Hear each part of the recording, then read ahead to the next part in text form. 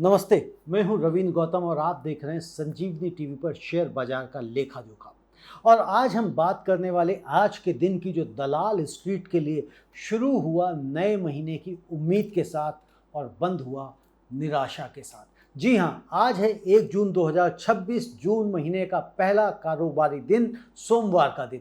नए महीने की शुरुआत में बाजार से उम्मीदें थी, लेकिन सेंसेक्स ने 508 अंकों का गोता लगाया और निफ्टी 165 अंक टूट गया और इन्वेस्टर का दिल एक बार फिर भारी हो गया।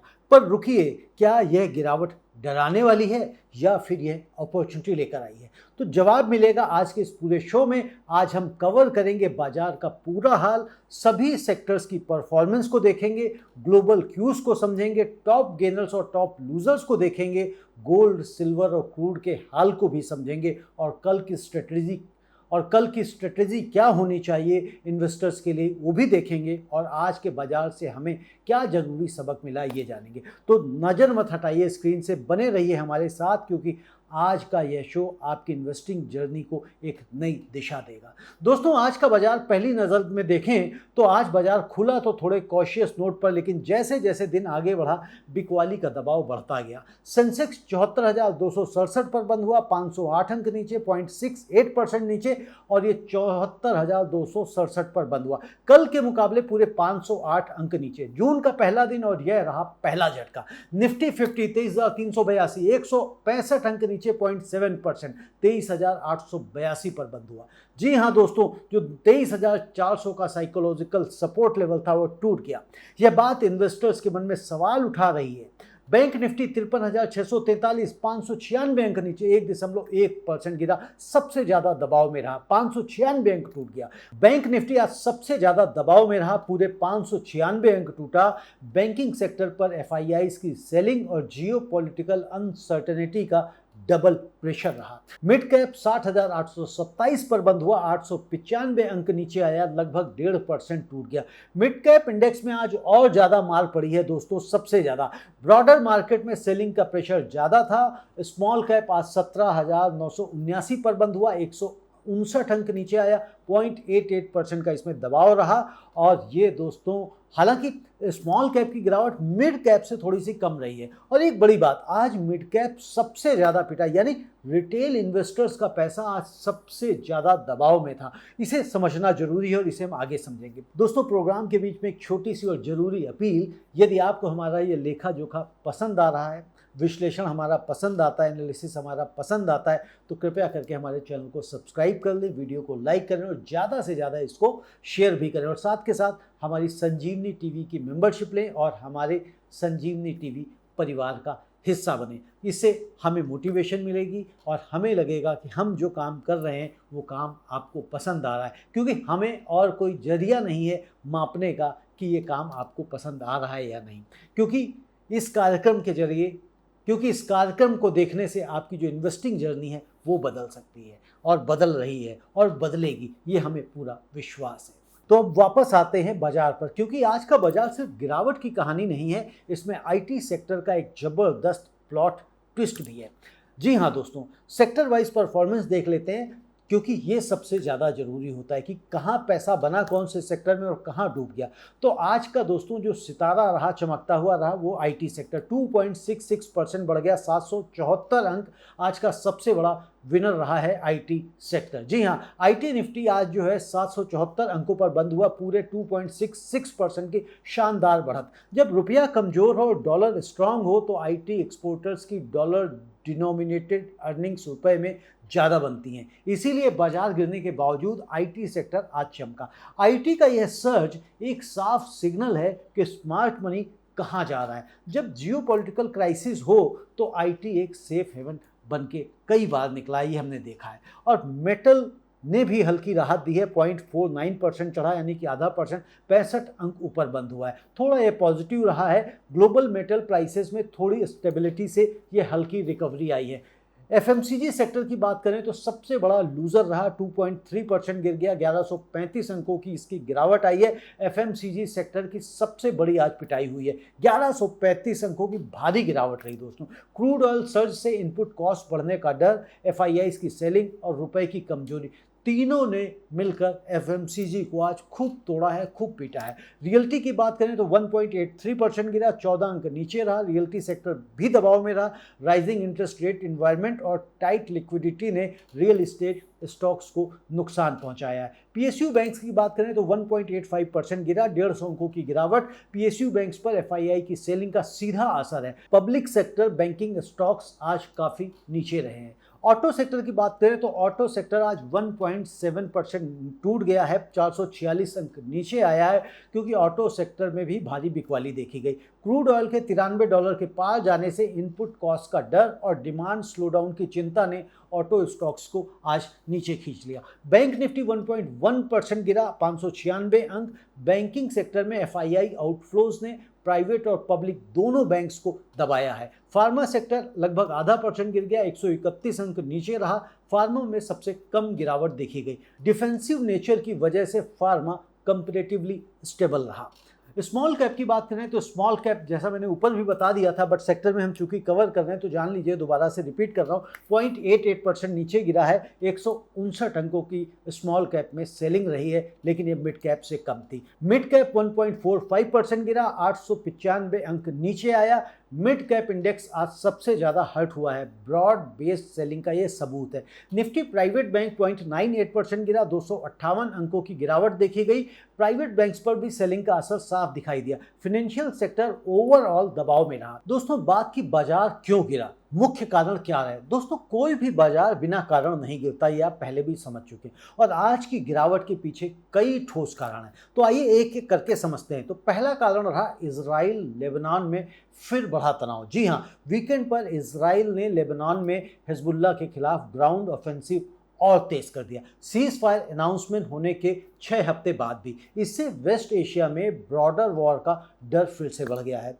जियोपॉलिटिकल अनसर्टेनिटी बाजारों को सबसे ज़्यादा डराती है, और इसका साफ साफ हमने आज यहाँ पर अपने बाजारों पर देखा। इसराइल लेबनान के तनाव बढ़ने से क्रूड ऑयल ऊपर गया और इंडिया के लिए महंगाई का डर लेके आया, और उसकी वजह से बाजार नीचे आया। यह चेन रिएक्शन आज हमको साफ दिखाई दिया। कारण नंबर 2, क्रूड ऑयल का 2% से ज़्यादा उछल जाना। इसराइल के लेबनान में ऑपरेशन तेज होने की खबर से क्रूड ऑयल 2% से भी ज़्यादा उछल गया। ब्रेंट क्रूड $93 पर बैरल तक पहुंच गया, और WTI क्रूड $89.73 पर बैरल पर ट्रेड कर रहा था। इंडिया के लिए यह बेहद चिंताजनक है, क्योंकि हम 85% से अधिक क्रूड इंपोर्ट करते हैं। ऊंचा क्रूड का मतलब है ऊंची महंगाई और RBI का रेट कट मुश्किल हो जाना, और इसके कारण बाजार पर प्रेशर आ गया। कारण नंबर 3, यूएस मिलिट्री ऑपरेशंस और जियोपॉलिटिकल एंजाइटी ने वेस्ट एशिया में यूएस सेंट्रल कमांड ने ईरान के राडार और ड्रोन साइट्स पर सेल्फ डिफेंस स्ट्राइक्स कंफर्म किए हैं। ईरान ने भी जवाबी कार्रवाई की। यह सब मिलकर ग्लोबल रिस्क ऑफ सेंटिमेंट बना रहा है, जिसमें इन्वेस्टर्स सेफ एसेट्स की तरफ भागते हैं और इक्विटी मार्केट्स में सेलिंग करते हैं। दोस्तों, दुनिया में गन पाउडर की खुशबू हो तो स्टॉक मार्केट का डरना स्वाभाविक है, लेकिन इतिहास बताता है कि यह डिप्स अपॉर्चुनिटीज़ बनती हैं। तो यदि आप लॉन्ग टर्म इन्वेस्टर्स हैं तो इनको आप अपॉर्चुनिटी के रूप में देख सकते हैं। कारण नंबर 4, डॉलर का मजबूत होना। रुपये का दबाव, जियोपॉलिटिकल टेंशन में डॉलर हमेशा सेफ हेवन बनता है, और आज डॉलर इंडेक्स मजबूत रहा, जिससे रुपये पर दबाव बना रहा। रुपये के कमज़ोर होने से एफआईआईज का आउटफ्लोज बढ़ जाता है, क्योंकि डॉलर डिनोमिनेटेड रिटर्न्स घटती हैं, और एफआईआईज पहले से भी लगातार सेलिंग करते ही आ रहे हैं। कारण नंबर 5, एफआईआई की लगातार बिकवाली। विदेशी निवेशक पिछले कई सेशन से इंडिया में सेलिंग कर रहे हैं। आज भी बैंकिंग और फाइनेंशियल स्टॉक्स पर एफआईआई सेलिंग का प्रेशर रहा। जब एफआईआईज बेचते हैं तो बाजार गिरता है, ये हम लोग काफ़ी बार समझ चुके हैं। हालांकि उतना नहीं गिर रहा, क्योंकि डीआईआईज खरीद लेते हैं। कारण नंबर 6, जून का पहला दिन, नया महीना, रीपोजिशनिंग। महीने के पहले दिन फंड मैनेजर्स अपने पोर्टफोलियोज को रीबैलेंस करते हैं, कुछ प्रॉफिट बुकिंग करते हैं, कुछ नए महीने के लिए नई पोजीशंस बनाते हैं। इससे भी वोलेटिलिटी आई है। और अब बात करते हैं दोस्तों ग्लोबल क्यूज की। दलाल स्ट्रीट की कहानी पूरी तरह ग्लोबल स्टेज से जुड़ी हुई है। आज दुनिया में क्या हुआ वो समझना जरूरी है। Israel Lebanon conflict biggest trigger रहा है। इजराइल के पीएम नेतन्याहू ने लेबनान में हिजबुल्लाह के खिलाफ ऑपरेशंस और तेज करने का आदेश दिया। यह 6 हफ्ते पहले अनाउंस हुए सीज फायर को तोड़ने जैसा था। इससे ग्लोबल मार्केट्स में रिस्क ऑफ मूड आ गया। अब भैया टेंशन बढ़ेगी तो रिस्क ऑफ मूड आएगा ही आएगा। जब मिडिल ईस्ट में आग लगती है, क्रूड ऑयल की आंच पूरी दुनिया को महसूस होती है और इंडिया सबसे ज़्यादा, क्योंकि हम क्रूड के सबसे बड़े इंपोर्टर्स में से एक हैं। न्यू एस्केलेशंस हुई। यूएस सेंट्रल कमांड ने कंफर्म किया कि ईरान के रडार और ड्रोन फैसिलिटीज पर सेल्फ डिफेंस स्ट्राइक्स हुए हैं। ईरान ने भी मुंह तोड़ जवाब दिया। यूएस ईरान टेंशन ने स्ट्रेट ऑफ हॉर्मुज को लेकर फिर से नई चिंताएं खड़ी कर दी हैं। एशियन और यूरोपियन मार्केट्स का हाल अगर आप देखेंगे तो एशिया पैसिफिक मार्केट्स आज लाल रहे। क्रूड ऑयल सर्ज और जियोपॉलिटिकल एंजाइटी से जापान, हांगकांग और साउथ कोरिया के मार्केट्स भी नीचे रहे। यूरोप भी कमजोर ओपनिंग के साथ शुरू हुआ। एकमात्र अगर कोई पॉजिटिव सेक्टर रहा तो वो, जैसा मैंने आपको ऊपर बताया, आईटी सेक्टर का डॉलर टेलविंड इस पूरे ग्लोबल कियोस में एक सिल्वर लाइनिंग रही। आईटी स्टॉक्स डॉलर के स्ट्रांग होने से इंडियन आईटी एक्सपोर्टर्स को फायदा हुआ और इसीलिए आज आईटी तकरीबन 2.66% ऊपर बंद हुआ। अब दोस्तों देखते हैं कि निफ्टी के टॉप 5 गेनर्स कौन से थे। तो दोस्तों जब पूरा बाजार लाल था तब भी कुछ स्टॉक्स ने हरा झंडा लहराया। तो आइए जानते हैं कि आज के हीरो कौन कौन से थे। तो टेक महिंद्रा 1539 पर बंद हुआ, लगभग 4.25% की तेजी, और आज का सबसे बड़ा गेनर टेक महिंद्रा ही बना। जबरदस्त बढ़त दिखाई है इसने 4.25% की। आईटी सेक्टर की डॉलर टेलविंड और कंपनी के स्ट्रांग ऑर्डर पाइपलाइन ने इन्वेस्टर्स को आज इसके लिए अट्रैक्ट किया। जब रुपया कमजोर हो तो आईटी एक्सपोर्टर्स सबसे पहले चमकते हैं। टेक महिंद्रा का ये 3.71% का जंप यह बताता है कि जब मैक्रो अनसर्टेन हो, क्वालिटी आईटी स्टॉक्स में स्मार्ट मनी एंट्री लेती है। और दूसरे नंबर पर था इन्फोसिस, 1204 पर बंद हुआ, ये भी 3.67% की तेजी के साथ। इन्फोसिस भी आईटी रैली में सबसे आगे रही और इंडिया की दूसरी सबसे बड़ी आईटी कंपनी पर आज इन्वेस्टर का भरपूर ट्रस्ट दिखाई दिया। नंबर 3 पर रहा कोल इंडिया, 473 पर बंद हुआ, लगभग 3.25% ऊपर रहा। और यह मूव दोस्तों बहुत ही इंटरेस्टिंग है। एनर्जी सेक्टर में क्रूड के ऊपर जाने से अल्टरनेटिव एनर्जी सोर्सेज जैसे कोल की डिमांड आउटलुक बेटर लगी। कोल इंडिया का उठना एक हिडन सिग्नल है। जब ग्लोबल एनर्जी में अनसर्टेनिटी हो, अनिश्चितता हो, तो डोमेस्टिक कोल प्रोड्यूसर्स फायदे में रहते हैं। और नंबर 4 पर रहा जेएसडब्ल्यू स्टील। जेएसडब्ल्यू स्टील 1301 पर बंद हुआ, लगभग 2.25% की तेजी इसमें देखी गई। मेटल सेक्टर में थोड़ी पॉजिटिविटी रही है और जेएसडब्ल्यू स्टील ने 2.25% की बढ़त दिखाई है। ग्लोबल स्टील प्राइसेस में स्टेबिलिटी और डोमेस्टिक डिमांड आउटलुक ने इसको सपोर्ट दिया है। और नंबर 5 पर कौन रहा? टीसीएस, टाटा कंसल्टेंसी, 2296 पर बंद हुई, 1.66% की तेजी। इंडिया की सबसे बड़ी आईटी कंपनी आज 1.66% ऊपर बंद हुई। आईटी सेक्टर की ओवरऑल रैली में टीसीएस भी शामिल रहा। डॉलर अर्निंग्स की स्ट्रेंथ और रोबस्ट डील पाइपलाइन ने इन्वेस्टर्स को कॉन्फिडेंट रखा। दोस्तों यहाँ पर एक बड़ी बात देखिए, आज के टॉप 5 गेनर्स में से 3 स्टॉक्स जो है आईटी सेक्टर से थे। यह सेक्टर रोटेशन का क्लियर सिग्नल है। स्मार्ट मनी आईटी में जा रहा है। दोस्तों अभी हमने बात करी टॉप 5 गेनर्स की, तो अब टॉप 5 गेनर्स के बाद हमारी बारी है टॉप 5 लूजर्स की। वो 5 स्टॉक्स जिन्होंने आज बाजार की मार सबसे ज़्यादा झेली। तो सबसे ज़्यादा टॉप पर रहा मार खाने वालों में से हिंदुस्तान यूनिलीवर, 2092 पर बंद हुआ, 2.87% की गिरावट दिखाई दी। एफएमसीजी की दिग्गज कंपनी आज सबसे ज़्यादा गिरी। क्रूड ऑयल के ऊपर जाने से एचयूएल जैसी एफएमसीजी कंपनीज का रॉ मटेरियल कॉस्ट बढ़ता है।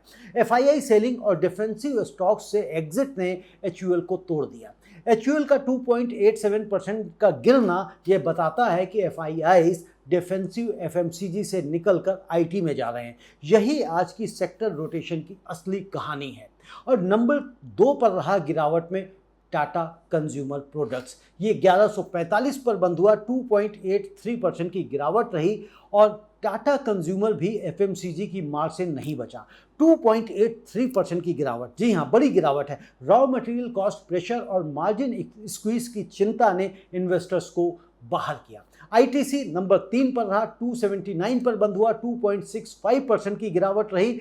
टोबैको टू एफएमसीजी कॉन्ग्लोमरेट्स पर भी ब्रॉड बेस एफएमसीजी सेलिंग का असर रहा। हालांकि आईटीसी का एफएमसीजी बिजनेस ग्रोइंग है, लेकिन आज सेक्टर सेंटीमेंट निगेटिव था। आईटीसी, एचयूएल, टाटा कंज्यूमर तीनों एक साथ लाल रहे। यह चांस नहीं है, यह एफएमसीजी सेक्टर को आज एक कैलकुलेटेड एग्जिट था बड़े इन्वेस्टर्स का। नंबर 4 पर रहा श्री राम फिनांस। जी हाँ, ये 923 पर बंद हुआ, लगभग 2.5% की गिरावट देखी गई। एनबीएफसी सेक्टर पर राइजिंग इंटरेस्ट रेट एनवायरनमेंट और टाइट क्रेडिट कंडीशंस का दबाव है। जब रेट्स हाई रहें, लेंडिंग कंपनीज की कॉस्ट ऑफ फंड्स बढ़ती है। और नंबर 5 पर गिरावट में रहा कौन? Mahindra and Mahindra M&M। 2,970 पर बंद हुआ, लगभग 2.5% की गिरावट, यानी कि 2.48% की गिरावट रही। ऑटो सेक्टर में क्रूड ऑयल की ऊंची कीमतों से इनपुट कॉस्ट प्रेशर और कंज्यूमर सेंटीमेंट पर असर की चिंता ने महिंद्रा एंड महिंद्रा को नीचे खींच लिया। आज के टॉप 5 लूजर्स में एफएमसीजी और ऑटो ने सबसे ज़्यादा मार खाई है, और यह ग्लोबली राइजिंग क्रूड ऑयल का डायरेक्टली कनेक्ट है, बिल्कुल डायरेक्ट कनेक्ट है। दोस्तों, अब बात करेंगे एडवांस डिक्लाइन रेशियो की। तो एडवांस डिक्लाइन रेशियो वो थर्मोमीटर है जो बाजार की असली तबीयत बताता है। तो इसलिए जब भी आप बाजार को देखें तो सिर्फ इंडेक्स ना देखें, क्योंकि इंडेक्स से पूरी तस्वीर नहीं दिखाई देती है। एडवांस डिक्लाइन रेशियो को जरूर देखें। तो आज 1151 स्टॉक्स एडवांस यानी कि बढ़े, और जो नीचे गए वो 2202, डिक्लाइन रहे 2202। आज हर एक स्टॉक जो ऊपर गया उसके मुकाबले लगभग 2 स्टॉक्स नीचे आए। यह 1:2 का रेशियो बताता है कि आज की गिरावट सेलेक्टिव नहीं थी, ब्रॉड बेस्ड सेलिंग थी। जब एडवांस डिक्लाइन रेशियो इतना निगेटिव हो तो समझिए कि यह सिर्फ इंडेक्स की कहानी नहीं है, पोर्टफोलियो लेवल पर रियल पेन है। लेकिन एक बात ध्यान रखिए, कल 29 मई, कल यानी कि फ्राइडे, एडवांस डिक्लाइन रेशियो था 1145 वर्सेस 2171, और आज 1151 वर्सेस 2202। रेशियो ऑलमोस्ट सेम है, और यह बताता है कि मार्केट ब्रेथ लगातार 2 दिनों से निगेटिव है। यह ट्रेंड रिवर्सल के लिए कुछ और टाइम लग सकता है। दोस्तों, अब बात करते हैं गोल्ड, सिल्वर और क्रूड ऑयल की। जी हाँ दोस्तों, इक्विटी मार्केट की एनालिसिस अधूरी है अगर हमने कमोडिटी का हाल नहीं देखा, क्योंकि कमोडिटी का इम्पैक्ट हमारे इंडेक्सेस पे जरूर पड़ता है। तो आज MCX पर क्या हुआ ये देखते हैं। तो गोल्ड आज MCX पर रहा तकरीबन 1,55,575 पे, यानी कि 457 रुपये नीचे रहा। इंट्राडे में 1,54,086 तक गिरा, यानी कि 1489 की इंट्राडे गिरावट। बाद में थोड़ा रिकवर करके 1,55,313 के करीब पहुंच गया था। गोल्ड गिरा क्यों? क्योंकि डॉलर स्ट्रांग हुआ, और डॉलर और गोल्ड का इन्वर्स रिलेशनशिप होता है। जब डॉलर ऊपर जाए तो गोल्ड नीचे आता है। यह इक्वेशन आपको याद रखनी चाहिए। इंटरनेशनल मार्केट में स्पॉट गोल्ड $4500 के आसपास रहा और कमजोर ट्रेड कर रहा है। गोल्ड सपोर्ट लेवल्स की अगर हम बात करें तो 1,54,000 पर स्ट्रॉन्ग सपोर्ट है, और इसके नीचे अगर टूटता है तो 1,53,000 और फिर उसके नीचे 1,52,000। जी हाँ दोस्तों, सिल्वर की अगर हम बात करें तो MCX पे आज सिल्वर का हाल कुछ वोलेटाइल ज़्यादा ही रहा। MCX सिल्वर जुलाई कॉन्ट्रैक्ट में शार्प सेलिंग देखी गई। ग्लोबल मैन्युफैक्चरिंग इंडिसेस में कूलिंग की खबरों से सिल्वर की इंडस्ट्रियल डिमांड आउटलुक वीक हुई है, कमज़ोर हुई है, और सिल्वर पर दोहरा प्रेशर पड़ा। एक तरफ डॉलर का स्ट्रांग होने से और प्रेशियस एंगल वीक हुआ, और दूसरी तरफ इंडस्ट्रियल डिमांड भी कमज़ोर हो गई, क्योंकि जब इंडस्ट्रियल डिमांड स्लो डाउन होती है तो उससे भी हमारे सिल्वर पर असर पड़ता है और सिल्वर कमज़ोर हो जाता है। सिल्वर हमेशा गोल्ड से ज़्यादा वोलेटाइल होता है, ये आप सब जानते हैं जो उस पर ट्रेड करते हैं या इन्वेस्ट करते हैं। जब गोल्ड 0.5% गिरे तो सिल्वर 1 से 2% तक गिर सकता है। यही आज हुआ। सिल्वर इन्वेस्टर्स पोजीशन साइजिंग पर ध्यान दें, उनको ध्यान में रखना चाहिए। क्रूड आज बढ़ा, और क्रूड के बढ़ने से एयरलाइन स्टॉक्स को ज़्यादा नुकसान पहुंचता है, ऑटो कंपनीज को तकलीफ होती है क्योंकि इनकी इनपुट कॉस्ट बढ़ जाती है। FMCG कंपनीज पर भी प्रेशर बनता है, और RBI का रेट कट मुश्किल हो जाता है। क्रूड का $93 के पार जाना यह एक वार्निंग सिग्नल है। अगर ये $100 के पार गया तो बाजार में और बड़ी सेलिंग आ सकती है, तो आप सतर्क रहें, कॉशियस रहें। दोस्तों, अब बात करते हैं कि बाजार कैसा रहेगा कल का, और हमारी क्या स्ट्रेटेजी होनी चाहिए। बाजार ऊपर जाएगा या नीचे? दोस्तों, ये किसी को नहीं पता बाजार ऊपर जाएगा या नीचे जाएगा, लेकिन हम सिनारियोज देखते हैं कि क्या क्या हो सकता है, किन संभावनाओं के ऊपर बाजार कैसे रिएक्ट करेगा। तो सबसे पहले की सपोर्ट और रेजिस्टेंस लेवल्स देख लीजिए। निफ्टी 50 का जो सपोर्ट जोन है 23,200 पर है, बहुत ही स्ट्रॉन्ग जोन है, और क्रिटिकल जोन सपोर्ट है 23,000 का, और रेजिस्टेंस 23,550 और उसके ऊपर 23,700 और 23,900। जो की लेवल है जो वॉच करने के लिए वो है 23,382 जो आज का क्लोज है। कल अगर 23,300 टूटा तो 23,000 टेस्ट करना संभव है। रिकवरी के लिए 23,550 को पार करना जरूरी है दोस्तों। निफ्टी 23,200 पर है स्ट्रॉन्ग सपोर्ट, यह टूटा तो बड़ी सेलिंग आ सकती है, यह लेवल ध्यान में रखें। बैंक निफ्टी का सपोर्ट 53,000, उसके नीचे 52,500, रेजिस्टेंस 54,200, उसके ऊपर 54,800। बैंक निफ्टी अगर 53,000 के नीचे गया तो दबाव और बढ़ेगा। सेंसेक्स की बात करें तो 73,800 पर सपोर्ट है और उसके नीचे 73,400 पर, रेजिस्टेंस 74,700 और उसके ऊपर 75,200। जो आपको देखना है वो 74,267 का लेवल जो आज था, और रिकवरी के लिए 74,700 को पार करना जरूरी है। कल के लिए स्ट्रेटेजी क्या होनी चाहिए? तो पहली बात, आईटी सेक्टर पर फोकस रखें जब तक रुपया वीक है और डॉलर मजबूत है। आईटी आउट परफॉर्म कर सकता है, टेक महिंद्रा, इन्फोसिस, टीसीएस जैसे स्टॉक्स पर नजर रखें। और दूसरी बात, एफएमसीजी और ऑटो से सावधान रहें। जब तक क्रूड ऊपर है और इनपुट कॉस्ट प्रेशर है, इन सेक्टर्स में ज़्यादा रिस्क है। एफएमसीजी और ऑटो को अवॉइड करें, आईटी को प्रेफर करें। यही आज के बाजार का सबसे क्लियर टेक अवे है। तीसरी बात, क्रूड ऑयल को मॉनिटर करें। अगर क्रूड $90 से ऊपर बंद हुआ तो सेलिंग प्रेशर बना रहेगा। अगर क्रूड नीचे आया तो रिलीफ रैली भी आ सकती है। चौथी बात, इजराइल लेबनान सिचुएशन पर आपको कड़ी नजर रखनी है, क्योंकि कोई भी सीज फायर न्यूज मार्केट को इंस्टेंटली बाउंस करा सकती है। और पांचवी बात, एसआईपी इन्वेस्टर्स के लिए यह एक्यूमुलेशन का सही समय है। निफ्टी 23,300 23,400 पर क्वालिटी स्टॉक्स सस्ते मिल रहे हैं। लॉन्ग टर्म में यह लेवल बेहद अट्रैक्टिव लगेगा। और छठी बात, स्टॉप लॉस जरूर रखें। अगर आप ट्रेडर्स हैं तो निफ्टी के लिए 23,200 को स्टॉप लॉस माने। कल किन किन फैक्टर्स पर हमें नज़र रखनी है? तो जैसा पहले कहा कि Israel Lebanon cease fire update पर कोई भी positive news instant relief rally देगी। क्रूड ऑयल प्राइसेस पर नज़र रखें, $90 से ऊपर या $90 से नीचे।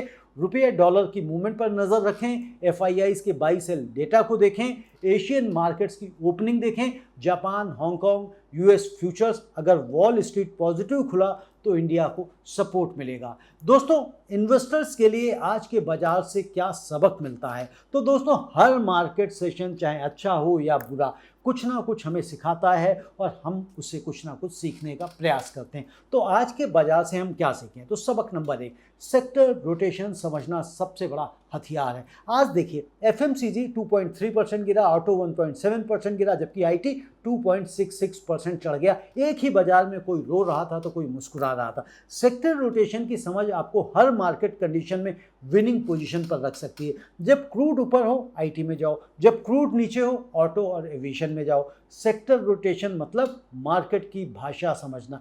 यह सीखना आपकी इन्वेस्टिंग जर्नी का सबसे बड़ा गेम चेंजर होगा। जिस दिन आपको इस समझ में आ गया, सीख लिया, आप मौज में रहेंगे। और सबक नंबर 2, ग्लोबल इवेंट्स को इग्नोर करने की गलती मत करिए। Israel Lebanon war, US Iran tension, crude oil, ये सब दूर की कहानियां नहीं हैं, ये सब डायरेक्टली आपके पोर्टफोलियो को अफेक्ट करती हैं। इसलिए इनको नज़दीक से समझिए। एक इन्फॉर्म्ड इन्वेस्टर हमेशा ग्लोबल न्यूज़ फॉलो करता है। अगर आप सिर्फ इंडियन न्यूज़ देखते हैं तो आप हाफ ब्लाइंड इन्वेस्टर हैं। सबक नंबर 3, आईटी स्टॉक्स रुपये की कमजोरी का नेचुरल हेज। जब भी रुपया कमजोर हो, आईटी कंपनीज को फायदा होता है। यह एक नेचुरल हेज है। अगर आपके पोर्टफोलियो में कोई आईटी एक्सपोजर नहीं है तो आज की रैली एक रिमाइंडर है आपके लिए। क्वालिटी आईटी स्टॉक्स को पोर्टफोलियो में रखना एक स्मार्ट डाइवर्सिफिकेशन है। आईटी स्टॉक्स करेंसी डिवैल्यूएशन का सबसे अच्छा बचाव है। जी हाँ, यह सिंपल फॉर्मूला आपको याद रखना है। Lesson number 4, advance decline ratio. जी हाँ, एडवांस डिक्लाइन रेशियो इंडेक्स से ज़्यादा इंपॉर्टेंट है। आज सेंसेक्स 0.68% गिरा, लेकिन एडवांस डिक्लाइन रेशियो था 1151 वर्सेस 2202, यानी हर 2 में से एक स्टॉक ही पॉजिटिव था। इंडेक्स दिखावा करता है, एडवांस डिक्लाइन रेशियो आपको असलियत बताता है। हमेशा दोनों देखें। और लेसन नंबर 5, पैनिक में डिसीजन मत लीजिए। आज मिड कैप 1.45% गिरा। बहुत से रिटेल इन्वेस्टर्स घबराकर बेचने की सोचेंगे, लेकिन याद रखिए, पैनिक सेलिंग सबसे बड़ी गलती है। अगर आपने क्वालिटी कंपनीज में इन्वेस्ट किया है और वो लॉन्ग टर्म में स्ट्रांग हैं, तो शॉर्ट टर्म नॉइस को इग्नोर करना ही सबसे बेहतर फार्मूला है अच्छे और लंबे और बेहतर गेन के लिए। पैनिक सेलिंग का मतलब है एक और इन्वेस्टर का प्रॉफिट, आपका पैनिक दूसरे की अपॉर्चुनिटी। अपना पैनिक कंट्रोल करना सीखिए, अपने पैनिक से दूसरे को फायदा मत कराइए। सबक number 6, diversification. Real insurance policy, आज जो प्योर एफएमसीजी या प्योर ऑटो इन्वेस्टर था उसका दिन बुरा गया, जो आईटी एक्सपोजर रखता था उसके लिए दिन अच्छा था। डाइवर्सिफिकेशन आपको किसी एक सेक्टर की मार से बचाता है। यह इन्वेस्टिंग का सबसे बेसिक लेकिन सबसे पावरफुल रूल है। लेसन नंबर 7, अगर गिरावट में क्वालिटी स्टॉक सस्ते होते हैं, यूज इट। निफ्टी आज 23,382 पर है। टीसीएस, इन्फोसिस, एचयूएल, एम&एम जैसी कंपनीज फंडामेंटली स्ट्रांग हैं। इस गिरावट में अगर आप एसआईपी या लंप सम के जरिए इन्हें खरीदते हैं तो 5 से 10 सालों में देखेंगे तो यह लेवल आपको बहुत ही सस्ता लगेगा और कहेंगे अरे मैंने तो कौड़ियों के भाव ले लिया था। दोस्तों, आज के बाजार का सार यही है। जून का पहला दिन बहुत ही चैलेंजिंग रहा है। इजराइल लेबनान टेंशन, क्रूड का उछाल, एफआईआईज की बिकवाली, इन सब ने मिलकर बाजार को दबाया है, आपके पोर्टफोलियो को दबाया है। लेकिन इसी बाजार में आईटी सेक्टर ने 2.66% की शानदार बढ़त दिखाई है। यह याद दिलाने के लिए कि हर अपॉर्चुनिटीज़ हर मार्केट कंडीशन में होती हैं। बाजार का हर दिन एक सबक है और आज का सबक है सेक्टर रोटेशन, ग्लोबल अवेयरनेस और पैनिक फ्री इन्वेस्टिंग। निफ्टी 23,382 पर है, यह लेवल क्रिटिकल है। कल क्रूड ऑयल और इजराइल लेबनान सिचुएशन पर नज़र रखें आप। अगर कोई पीस सिग्नल आया तो रिलीफ रैली तेज हो सकती है। अगर यूएस और ईरान का कोई डील होती है तो भी रैली आपको देखने को मिलेगी। एसआईपी इन्वेस्टर्स के लिए यह एक्यूमुलेशन जोन है। क्वालिटी कंपनीज लंबे समय में रिवॉर्ड करती हैं। और एक बार फिर याद दिला दूं दोस्तों, इस वीडियो को लाइक करें, संजीवनी टीवी को सब्सक्राइब करें और इस वीडियो को अपने व्हाट्सएप ग्रुप्स में शेयर करें और हमारे चैनल की सदस्यता लें, मेंबरशिप ज्वाइन करें दोस्तों, क्योंकि यहाँ पर हम आपको बहुत ही सरल भाषा में बाजार की हलचल बताने का प्रयास करते हैं, उसको समझाने का प्रयास करते हैं। और अगर आपको लगता है कि वाकई में मैं आपको सरल भाषा में इसको बता पाने में कामयाब हो रहा हूं तो कमेंट में लिखकर अवश्य बताएं, क्योंकि मैं बहुत बड़े बड़े जार्गन्स के साथ में नहीं बताना चाहता। क्योंकि शुरुआती दिनों में जब मैं बाज़ार में इन्वेस्ट करता था तो बहुत सारी चीज़ें समझ ही नहीं आती थी, बाउंस कर जाती थी। तो जब मैंने शुरू किया ये कार्यक्रम तो मुझे लगा कि मैं जिस मुसीबत से, जिस चैलेंजेस से, जिस परेशानी से निकला हूँ वो मेरे दर्शकों को फेस ना करनी पड़े। तो ये मेरा प्रयास है। तो अपने कमेंट में ज़रूर लिखकर बताइए क्या मैं उस प्रयास में सफल हो रहा हूँ। धन्यवाद, नमस्ते।